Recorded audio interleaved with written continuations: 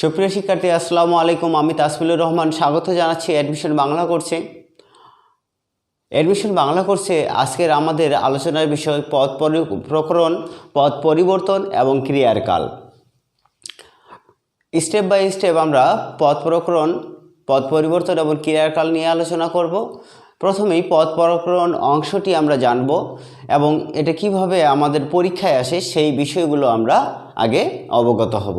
দেন আমরা বিস্তারিত আলোচনায় যাব। প্রথমে চলে আসি আমি যে পদ প্রকরণ অংশ থেকে আমরা জানব যে 5 প্রকারের আমরা পদ পাবো। 5 প্রকারের পদের মধ্যে পরীক্ষায় কোন কোন পদগুলো বিশেষভাবে উল্লেখযোগ্য এবং কিভাবে পড়ব আমি। যেমন প্রথমেই আমি লিখেছি বিশেষ্য পদ, জাতিবাচক, সমষ্টিবাচক, ভাববাচক এবং গুণবাচক বিশেষ্য।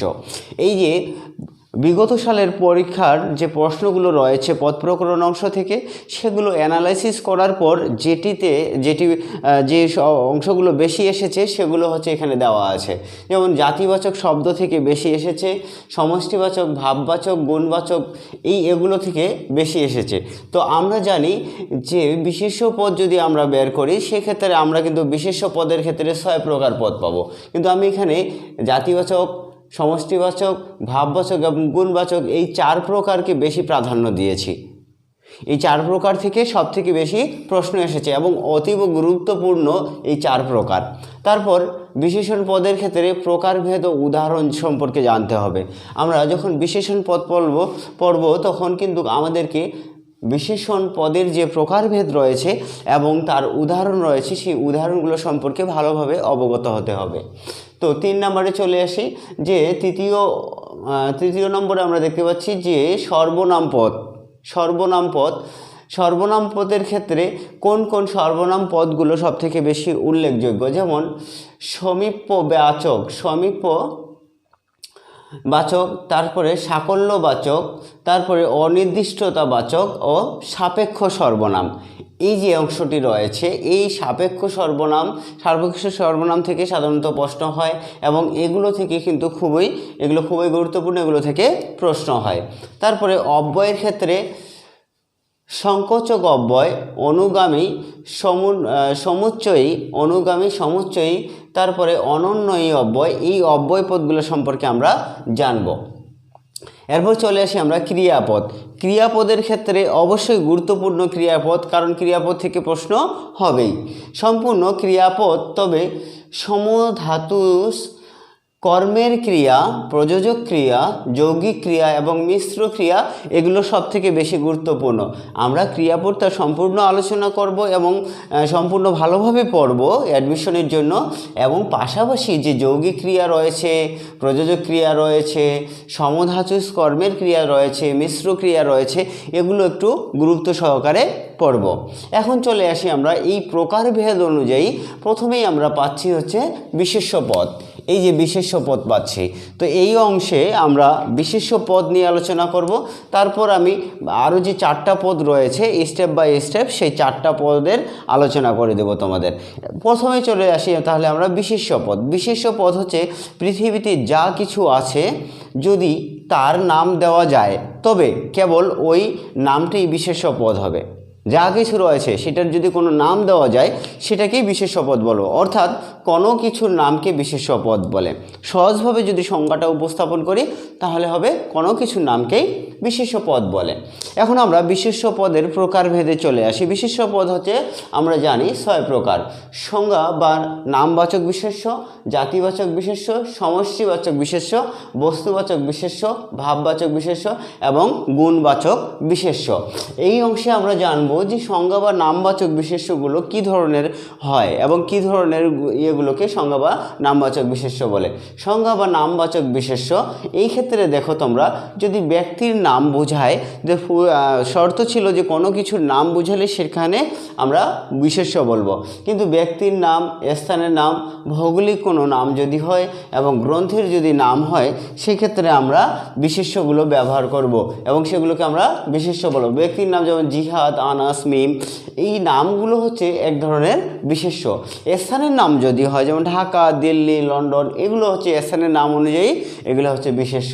ভৌগোলিক বলতে কি বোঝায়? যেমন ভৌগোলিক বিষয়টি হচ্ছে পৃথিবীতে প্রকৃতিগতভাবে যত নদী, সাগর এবং পর্বত আছে তার সবগুলোই হচ্ছে কি ভৌগোলিক, সেগুলো হচ্ছে ভৌগোলিকগতভাবে পৃথিবীতে অবস্থানরত।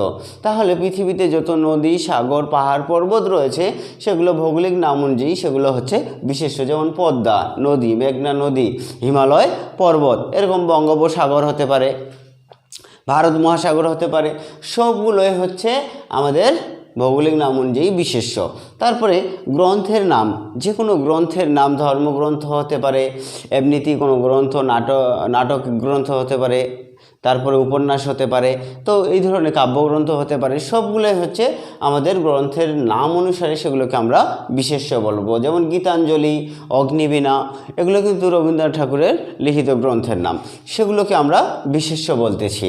তো সুপ্রিয় শিক্ষার্থী, এই অংশে আমরা জানলাম যে বিশেষ্য পদ সম্পর্কে। বিশেষ্য পদের অনুযায়ী আমরা 6 প্রকার পেয়েছি। এই 6 প্রকারের সংজ্ঞা বা নামবাচক বিশেষণ সম্পর্কে জেনেছি। বাকি যে 5টি রইল, এই 5টি হচ্ছে পরের অংশে আমি তোমাদেরকে বিস্তারিতভাবে আলোচনা করে দেব। সুপ্রিয় শিক্ষার্থী, পূর্বের অংশের আলোচনা ধারাবাহিকতায় এবার আমরা জাতিবাচক বিশেষ্য নিয়ে আলোচনা করব, সমষ্টিবাচক বিশেষ্য নিয়ে আলোচনা করব এবং বস্তুবাচক বিশেষ্য, ভাববাচক বিশেষ্য এবং গুণবাচক বিশেষ্য নিয়ে আলোচনা করব। জাতিবাচক বিশেষ্যের ক্ষেত্রে কোনো জাতির নাম বোঝাবে এবং কোনো জাতির নাম বোঝালে সেটাকে অবশ্যই জাতিবাচক বিশেষ্য বলা হবে। যেমন বাঙালি একটি জাতির নাম, বাঙালি, ইংরেজ, বৌদ্ধ, মুসলমান। এখন আমি বলি এখানে যে যদি সম্প্রদায় হয় সেক্ষেত্রেও জাতিবাচক বিশেষ্য হবে, ঠিক আছে।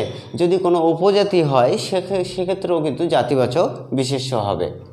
কোনো কুল বোঝায় যদি, সেক্ষেত্রেও কুল বা জাতি, উপজাতি সবগুলোর ক্ষেত্রেই কিন্তু জাতিবাচক বিশেষ্য হয়।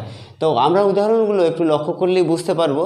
বাঙালি, ইংরেজ, বৌদ্ধ, মুসলমান, চাকমা, মারমা, গরু, গাছ। গরু বলতে সাধারণ, তো এখানে সব ধরনের গরুকে বোঝানো হচ্ছে। গাছ বলতে সব ধরনের গাছকে বোঝানো হচ্ছে। এখানে নির্দিষ্ট করে বলা হয়নি যে আম গাছ, কাঁঠাল গাছ, জাম গাছ, এভাবে নির্দিষ্টতা নেই। পাহাড় বলতে সকল পাহাড়, পর্বত। যেমন পর্বত যদি বলি, আমি যদি হিমালয় বলি তাহলে হিমালয় পর্বত নামকরণ করা হয়েছে, সেটা কিন্তু আলাদা বিষয়, নামবাচক বিশেষ্য হয়ে যাবে তখন। কিন্তু যখন পর্বত বলবো তখন জাতিবাচক বিশেষ্য হয়ে যাবে। এরকম ফুল, নদী, ফুল যদি আলাদা নাম চলে আসে, যদি গোলাপ ফুল বলি তখন কিন্তু আবার নামবাচক বিশেষ্য হয়ে যাবে। কিন্তু ফুল যদি বলি সকল ফুলকে, তখন জাতিবাচক বিশেষ্য। সেরকম নদী যদি বলি, আমি যদি পদ্মা, মেঘনা নাম উল্লেখ করে বলি তখন নামবাচক বিশেষ্য হবে। আবার যদি আমি নাম উল্লেখ করে না বলি সেক্ষেত্রে সেটা হচ্ছে জাতিবাচক বিশেষ্য।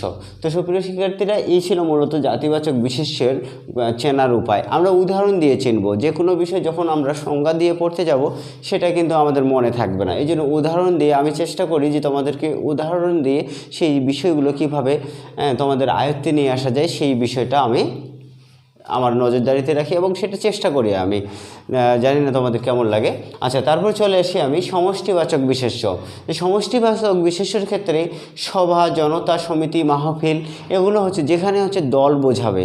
হ্যাঁ, দলকেও দল শব্দটিও মূলত সমষ্টিবাচক বিশেষ্য। তো অনেক লোকের বা বহু লোকের যেখানে সমাগম ঘটবে সেখানে মূলত বলা হবে যে সেটা সমষ্টিবাচক বিশেষ্য। বস্তুবাচক বিশেষ্যের ক্ষেত্রে যে কোনো বস্তুর বিষয়টা বোঝাবে, যেমন বই, খাতা, কলম, চাল, চিনি, লবণ, এগুলো বস্তুবাচক বিশেষ্য। আমরা উদাহরণগুলো পড়লেই সহজে বুঝতে পারতেছি যে এগুলো হচ্ছে বস্তুবাচক বিশেষ্য।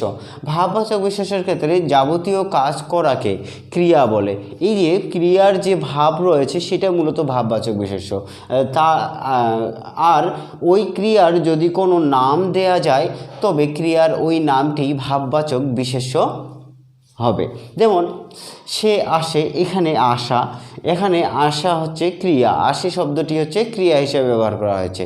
যদি আমরা এই আসে শব্দটি আবার আগমন, সে আগমন করেছে বা আগমন শব্দটি ব্যবহার করি, তখন সেটা হয়ে যাবে ভাববাচক বিশেষ্য। আগমন শব্দটি হচ্ছে ভাববাচক বিশেষ্য। তো এইভাবে তদ্রূপভাবে আমরা ভাববাচক বিশেষ্যের ক্ষেত্রে দুইটা নিয়ম পাবো, দুইভাবে বের করতে পারবো। এটা একটা নিয়ম।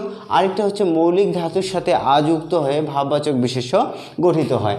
আ যুক্ত হবে এবং বাক্যে তা স্বাধীনভাবে বসবে, কিন্তু সাধিত ধাতু হিসাবে কোনো ক্রিয়ার মূল অংশ হবে না, তখন আমরা সেটাকে ভাববাচক বিশেষ্য বলবো। তো আমরা সংজ্ঞাটা মনোযোগ সহকারে আবারও পড়ে নিবা, যে মৌলিক ধাতুর সাথে আ যুক্ত হবে এবং বাক্যে তা স্বাধীনভাবে বসবে, কিন্তু সাধিত ধাতু হিসাবে কোনো ক্রিয়ার মূল অংশ হবে না, তাহলে সেটাকে আমরা ভাববাচক বিশেষ্য বলবো। যেমন দেখো যোগ আ, এখানে দেখো যোগ আ দেখা, এই শব্দটির ক্ষেত্রে তোমরা উদাহরণটা ভালোভাবে লক্ষ্য করো, তাহলে তোমরা সহজে বুঝতে পারবে। আমরা দেখা, আমার দেখা হলো না, এই যে এইখানে দেখা দিয়ে আমি একটা বাক্য গঠন করেছি, যে আমার দেখা হলো না, এই দেখাটা হচ্ছে এখানে ভাববাচক বিশেষ্য, এবং এখানে আ হচ্ছে স্বাধীনভাবে যুক্ত হয়েছে, ধাতুর সাথে আ যুক্ত হয়েছে এবং বাক্যে স্বাধীনভাবে বসেছে আটা, দেখা। ঠিক আছে? তো এরকম বলা, চলা, করা, পড়া, এগুলো কিন্তু আমাদের ভাববাচক বিশেষ্য। এখন চলে আসি আমরা গুণবাচক। গুণবাচক বলতে কী বোঝাচ্ছে? বস্তুর দোষ বা গুণের নাম বোঝাবে। এখানে কোনো বস্তুর দোষ বা গুণের নাম বোঝাবে। যেমন বীর, বীর শব্দটির ক্ষেত্রে যদি আমরা দেখি, এটাও বিশেষ্য, কিন্তু বীর যখন বীরত্বের রূপ লাভ করে তখন হয়ে যায় গুণবাচক বিশেষ্য। যেমন তরুণ, তারুণ্য, তারুণ্য একটা গুণ, এই তারুণ্য মূলত গুণবাচক বিশেষ্য। সুন্দর থেকে সৌন্দর্য, তাহলে দেখো সৌন্দর্যটা একটা গুণবাচক বিশেষ্য। তো সুপ্রিয় শিক্ষার্থী, এই অংশে আমরা বিশেষ্য সম্পর্কে জেনেছি। এটা যেহেতু আমাদের আলোচনাটা অনেক বড়, আমি স্টেপ বাই স্টেপ আলোচনাটা এগিয়ে নিয়ে যাচ্ছি, তো আমরা শুধু ফলো করো যে কিভাবে আমি লিখে লিখে তোমাদেরকে বিষয়গুলো আয়ত্তে নেওয়ার জন্য হেল্প করতেছি। তাহলে সুপ্রিয় শিক্ষার্থী, এই আলোচনার পরের অংশে আমরা তাহলে পদ প্রকরণের বা পদ পরিবর্তন এবং প্রকরণ অংশের আরও প্রকারভেদগুলো রয়েছে, শুধুমাত্র বিশেষ্য আলোচনা হলো। এখন বিশেষণ হবে, সর্বনাম হবে, অব্যয় হবে, ক্রিয়াপদ নিয়ে আলোচনা হবে। পরের অংশে আমরা সেগুলো নিয়ে আলোচনা করব। সুপ্রিয় শিক্ষার্থী, আসসালামু আলাইকুম, স্বাগত জানাচ্ছি এস কোর্স আয়োজিত অ্যাডমিশন বাংলা কোর্সে। আজকে আমাদের আলোচনার বিষয় পদ প্রকরণ এবং পদ পরিবর্তন অংশ থেকে এবং ক্রিয়ার কাল অংশ থেকে বিশেষণ পদ। বিশেষণ পদ মূলত হচ্ছে দুই ধরনের। কত প্রকার? তাহলে বিশেষণ পদ দুই প্রকার, নাম বিশেষণ এবং ভাব বিশেষণ। আজকে আমরা আলোচনা করব এই নাম বিশেষণ এবং ভাব বিশেষণ নিয়ে। প্রথমে চলে আসি নাম বিশেষণ সম্পর্কে। যে বিশেষণ পদ কোনো বিশেষ্য বা সর্বনাম পদকে বিশেষিত করে তাকে নাম বিশেষণ বলে, এবং নাম বিশেষণের মধ্যে আমরা পাবো বিশেষ্যের বিশেষণ এবং সর্বনামের বিশেষণ। নাম বিশেষণ পদ আবার দুই ভাগে বিভক্ত। যেমন আমরা বিশেষ্যের বিশেষণ কিভাবে চিনব? নীল আকাশ, নীল হচ্ছে এখানে বিশেষণ পদ আর আকাশ হলো বিশেষ্য পদ। তো এভাবে বিশেষ্যের বিশেষণ হিসেবে নীল শব্দটি ব্যবহৃত হয়েছে। এখানে আমরা পাইলাম যে নীল আকাশ, তাহলে নীল শব্দটি ব্যবহৃত হলো বিশেষ্যের বিশেষণ রূপে। তারপর চলে আসি আমরা সর্বনামের বিশেষণ। সর্বনামের বিশেষণের ক্ষেত্রে আমরা দেখতে পাচ্ছি সে ভালো, উদাহরণ হিসাবে আমরা পেয়েছি সে ভালো।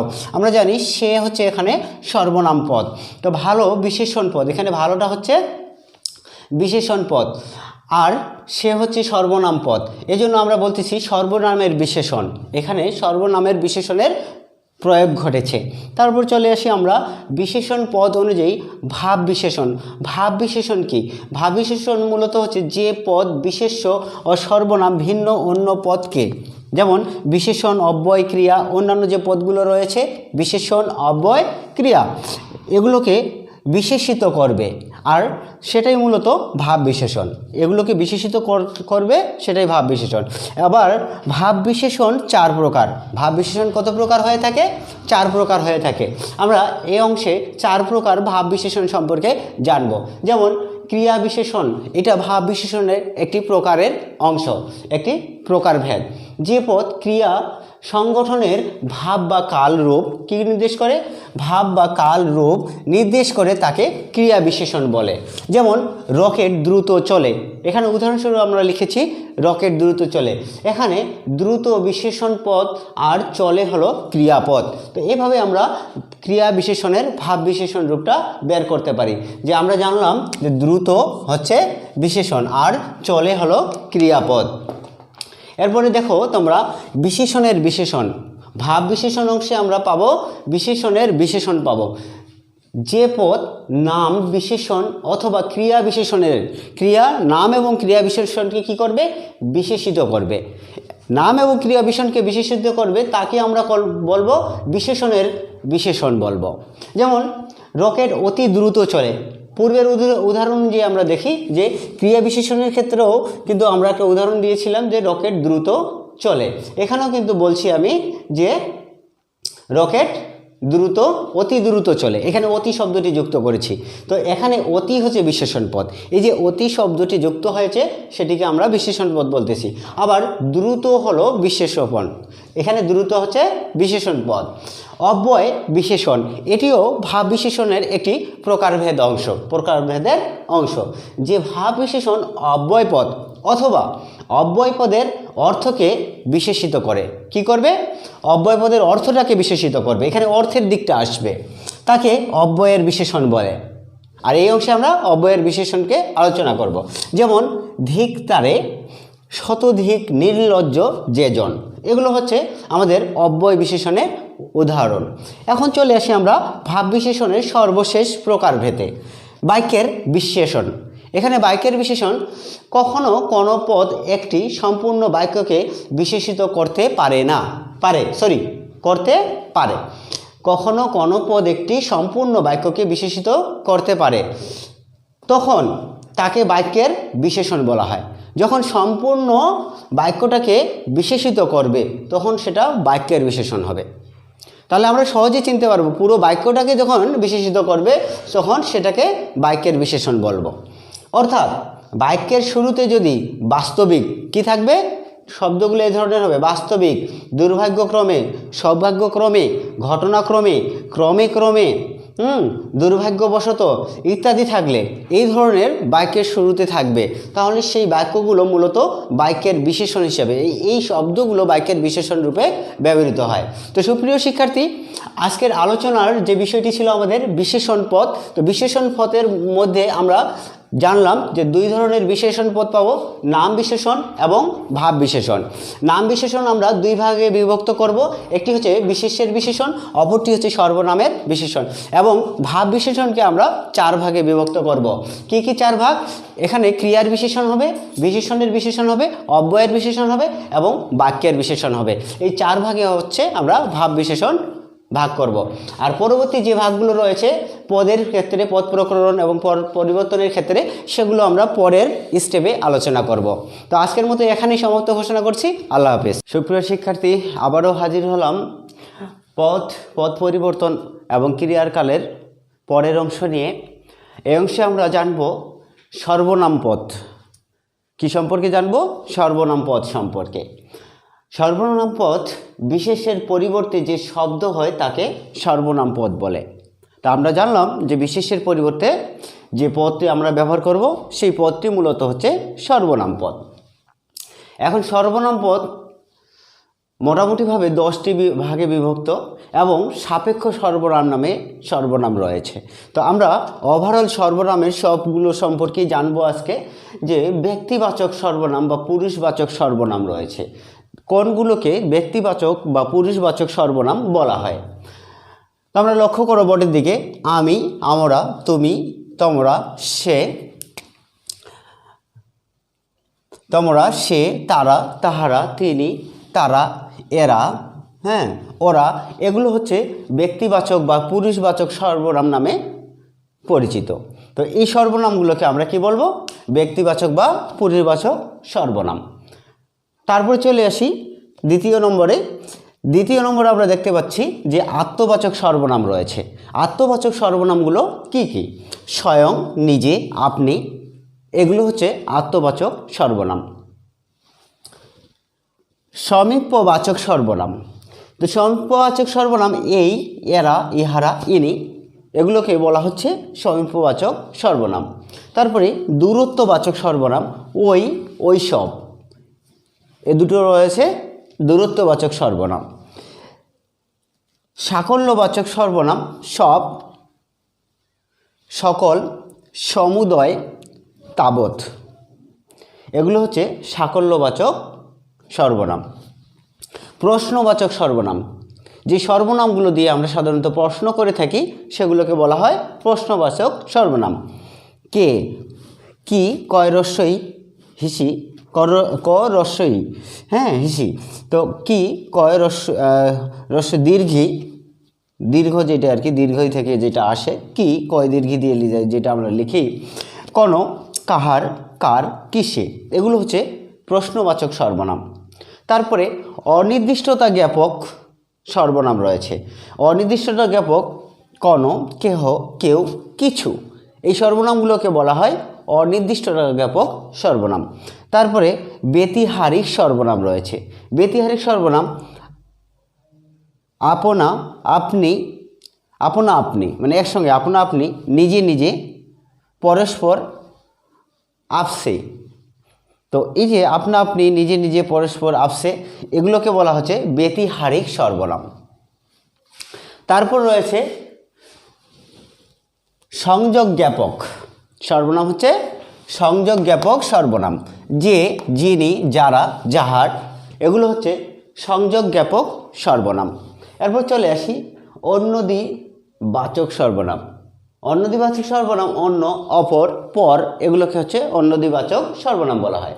এখন চলে আসি গুরুত্বপূর্ণ যে বিষয়টি, যে সর্বনামের মধ্যে আমি বলেছিলাম যে সাপেক্ষ সর্বনাম রয়েছে। এই সাপেক্ষ সর্বনামগুলো পরীক্ষায় আসে। সাপেক্ষ সর্বনাম কি? যে সাপেক্ষ সর্বনাম যত, তত, যিনি, তিনি, যার, তার ইত্যাদি, এই জোড়া জোড়া সর্বনাম, যে এগুলোকে জোড়া জোড়া সর্বনাম, আর এই জোড়া জোড়া সর্বনামগুলোকেই বলা হচ্ছে সাপেক্ষ সর্বনাম। এবং সাপেক্ষ সর্বনামের আরেকটি নাম রয়েছে প্রতিনির্দেশক সর্বনাম। কি আরেকটি নাম রয়েছে, সেটিকে বলা হচ্ছে প্রতিনির্দেশক সর্বনাম। এখন চলে আসি, এসব সর্বনাম পদ একই সঙ্গে ব্যবহৃত হয়ে দুটি বাক্যের সংযোগ সাধন করে।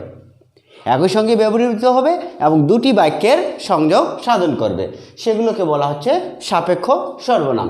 যেমন আমরা উদাহরণ দিয়ে দেখতে পারি, যত চাও তত লও।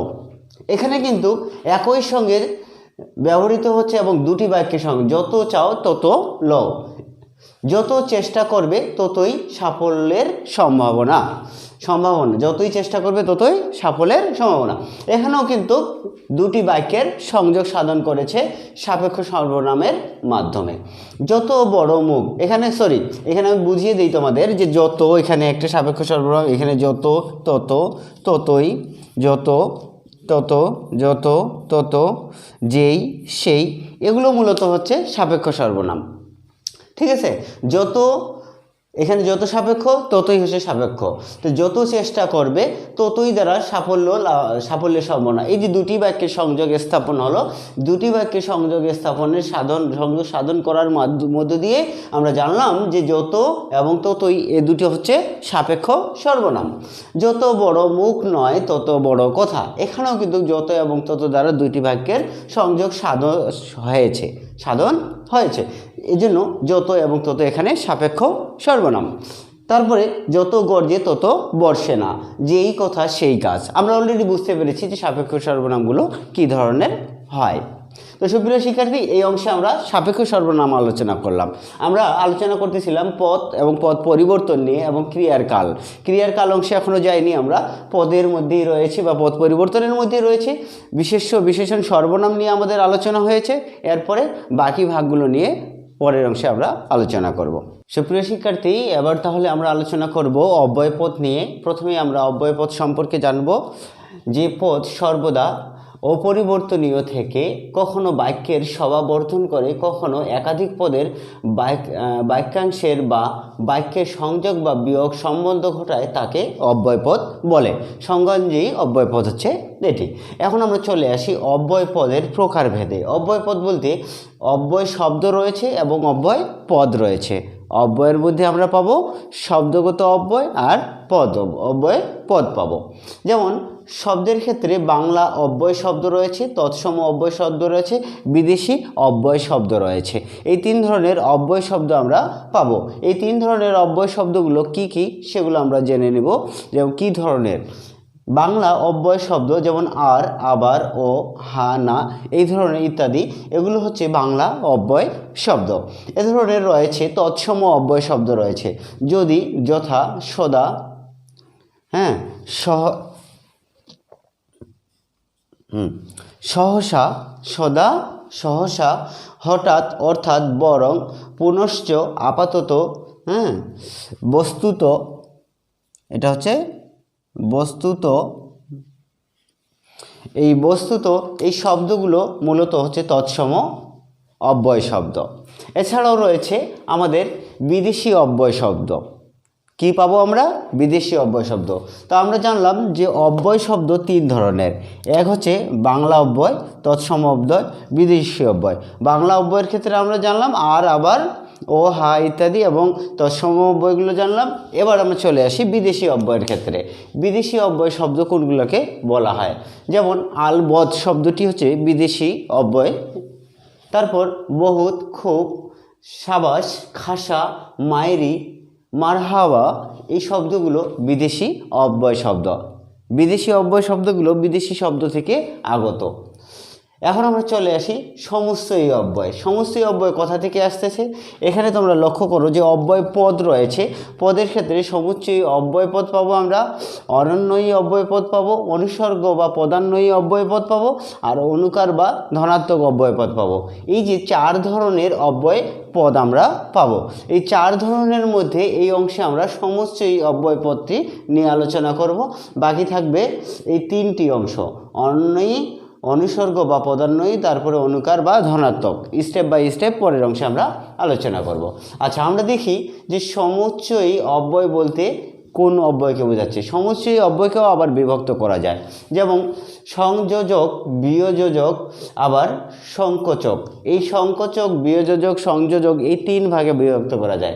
তবে বিয়োযোজক এবং সংকোচক সাধারণত একই ধরনের হয়।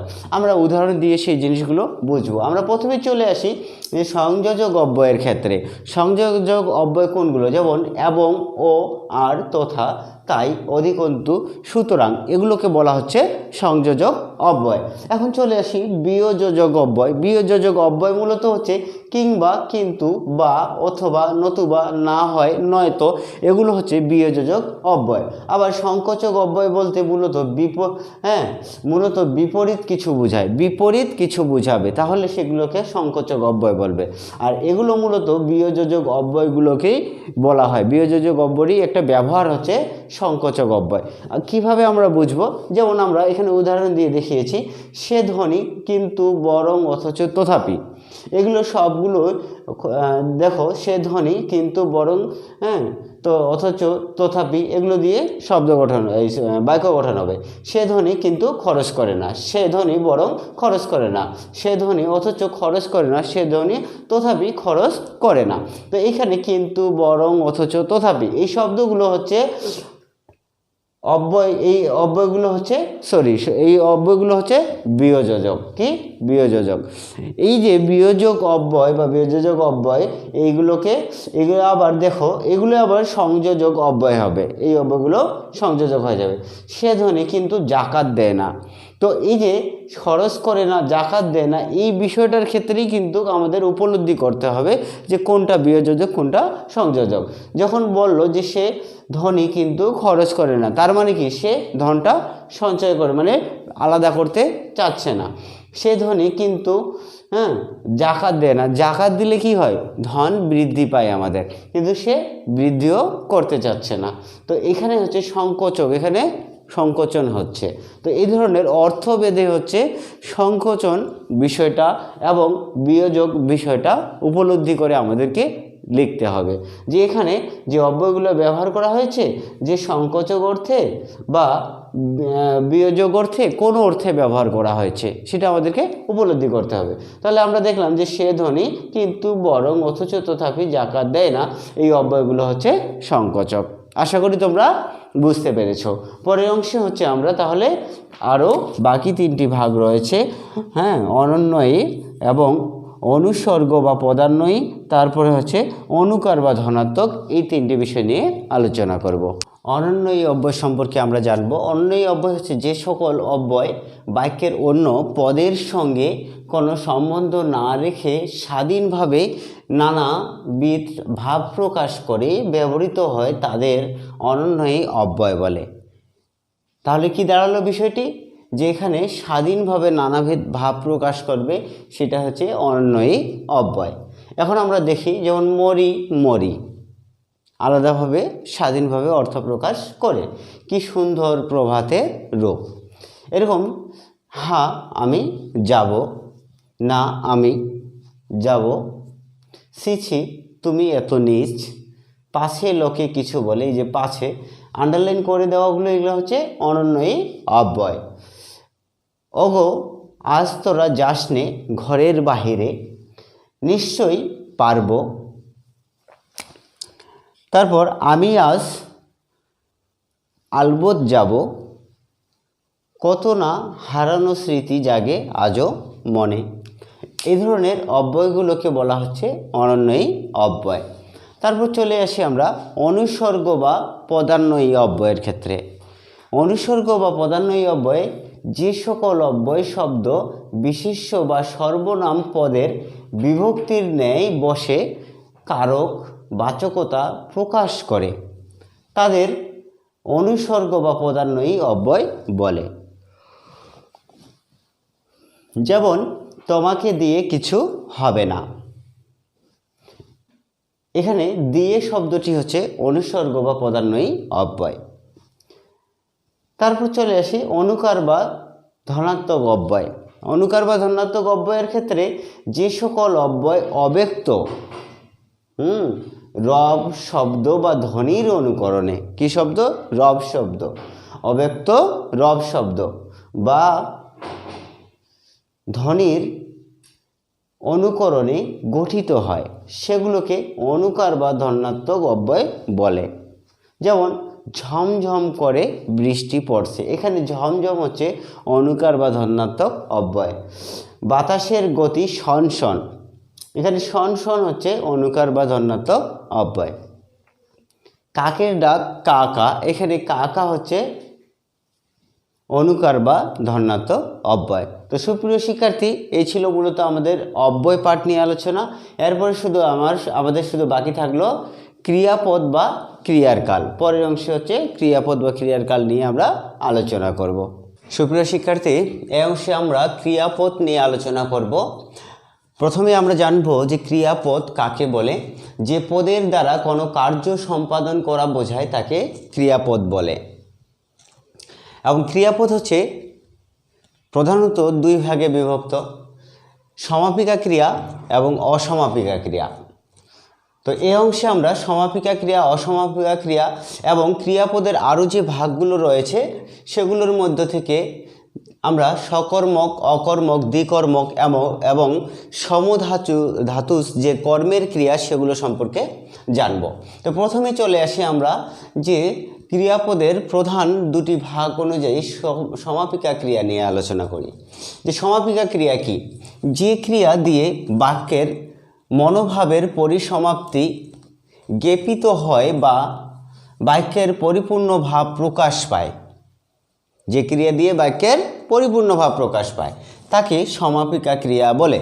যেমন উদাহরণ দিয়ে আমি দেখিয়েছি যে ছেলেরা খেলা করছে, এখানে করছে হচ্ছে সমাপিকা ক্রিয়া। কারা খেলা করছে? ছেলেরা খেলা করছে। এবছর বন্যায় ফসলের ক্ষতি হয়েছে, এবছর বন্যায় কি হয়েছে? ফসলের ক্ষতি হয়েছে।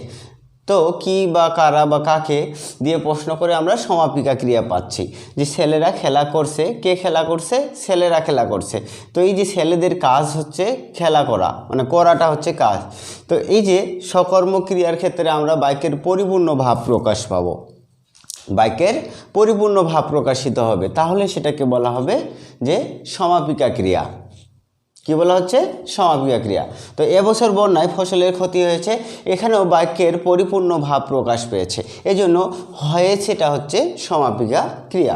এখন চলে আসি আমরা অসমাপিকা ক্রিয়ার ক্ষেত্রে। অসমাপিকা ক্রিয়া কাকে বলে?